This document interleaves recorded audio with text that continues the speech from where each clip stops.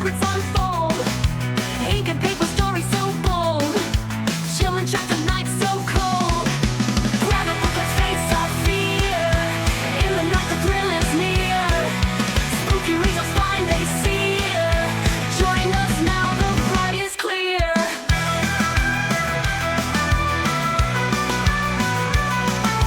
Haunted words, spellbinding grime. Mystic plots that... Welcome back to the Literary Elitist, where we dive into the murky waters of modern literature and see what crawls out. Today we're continuing our discussion of Devil in Ohio, a book that promises eerie thrills but so far delivers questionable decisions. Chapters 2 and 3 are on the slab today, so grab your pitchforks and let's dissect this mess like the literary surgeons we are.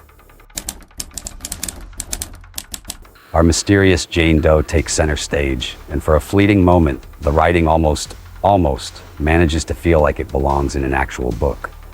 The opening gives us this little gem, purple and blue swirls of blood circled just under her skin's surface like weather patterns of hurt. Not bad. It's vivid, poetic, even, dare I say it, effective. For one shining moment, I thought I'd stumbled into a different book entirely. But don't worry, folks, the mediocrity is quick to remind you where you are. Enter Connie, the nurse who apparently lives for her patients. If Connie's existence is solely tied to her job, does she just evaporate into thin air when she clocks out? I mean, come on, who writes this stuff? The writing here feels like it was ripped straight out of a daytime soap. Because nuance is overrated, right? Next up, Dr. Suzanne Mathis. She bursts onto the scene like she's auditioning for a Lifetime drama, and her first heroic act, making tea. That's right, folks. Nothing says competent doctor like herbal remedies for rope burns and emotional trauma. Forget bandages and therapy. Earl Grey is apparently the real MVP. It's baffling, really. Was this meant to humanize her? If so, it failed spectacularly. Suzanne comes off as someone who'd casually light scented candles while Rome burns.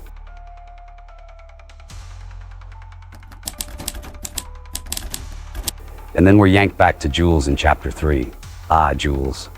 Yes, the moody teenager who checks all the YA trope boxes. Loner? Check. One quirky friend? Check. Crushing on the unattainable popular boy? Triple check. It's like the author raided a bargain bin of teenage cliches. It's the literary equivalent of eating plain oatmeal for breakfast. Serviceable, but you're not exactly rushing back for seconds. Jules's scenes don't add much to the story. Instead, they feel like filler. A commercial break in the middle of a slow-burning mystery. So, what's the verdict on chapters 2 and 3? Chapter 2 gives us a brief moment of brilliance with its poetic description of Jane Doe's injuries, but it's dragged down by melodramatic writing and baffling character choices. Chapter 3, meanwhile, feels like filler, offering little more than cliched high school drama that doesn't advance the plot or deepen the characters. It's like biting into a cake only to realize it's all frosting and no substance.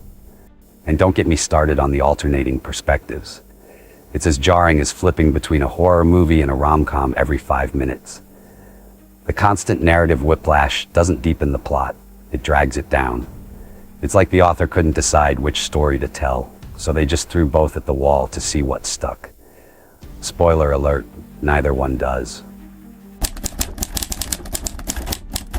So there you have it, 2 chapters in Devil in Ohio that feel more like purgatory than a literary revelation. What do you think? Am I being too harsh? Or is this book shaping up to be a one-way ticket to disappointmentville? Let me know in the comments. And hey, if you enjoy tearing apart bad writing as much as I do, don't forget to subscribe. Until next time, stay critical, stay curious, and stay alert for those dangling diphthongs. See you in the next review.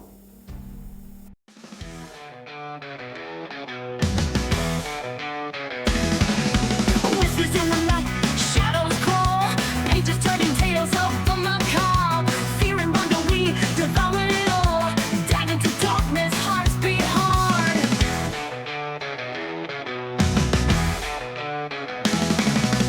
One uncovers legends untold, ghosts and monsters, secrets